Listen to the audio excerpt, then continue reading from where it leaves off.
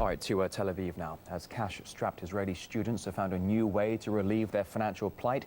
They can get easy money by simply posting positive tweets for the government and clicking the like button.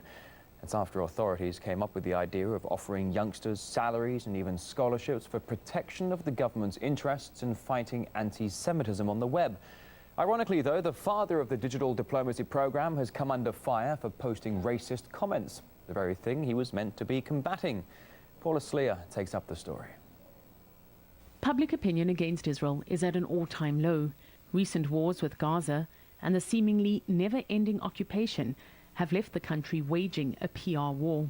This is a very massive wave of this false propaganda and attempts to legitimize, our right to defend ourselves and even our right to live in our historic land. So we have to do everything to tell the truth. For 65 years, Israeli diplomats have struggled in their posts. In the modern world, they need all the help they can get. Enter the undergrads. The idea is to pay students to tweet pro-Israeli propaganda.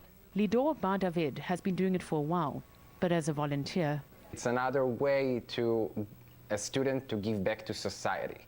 Even in Israel, you have a bunch of people, a few people at the Foreign Affairs Ministry office who do social media for their living. So it's okay for people to getting a salary on this kind of work.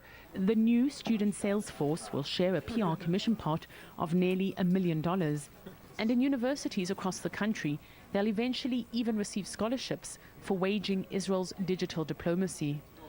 But before these new recruits could even start tweeting, liking or hashtagging, there was a PR blunder. The guy tapped to head the social media advocacy has already been put to pasture. Take a look at his Facebook page. Daniel Seaman is known for being abrasive to the foreign media, but that's not all. Seaman called Palestinians stupid in an expletive-laden rant. Critics pounced, taking the opportunity to question the basic ethics of the new approach. So you're basically turning a human being into a human commercial. Uri Agnon is a second-year philosophy student who says he won't be signing up. He's angry with his government trying to tell him what to think. Instead of trying to make Israel a good democracy, for instance, giving out scholarships for people that will try to make this place a better place, he gives out scholarships for people to say that it's a good place. I mean, if this was such a good place, then these people would tell it anyways. Those in opposition say there will be some major whitewashing, and using students to tweet pro-Israeli propaganda is part of that.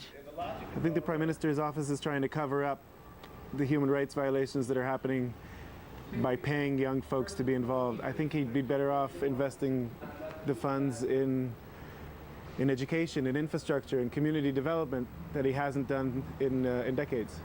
Israelis are no stranger to war, but at the online frontline, it's an unenviable battle to turn public perception of Israel from zero to zeitgeist. Paula Slier, RT, Tel Aviv.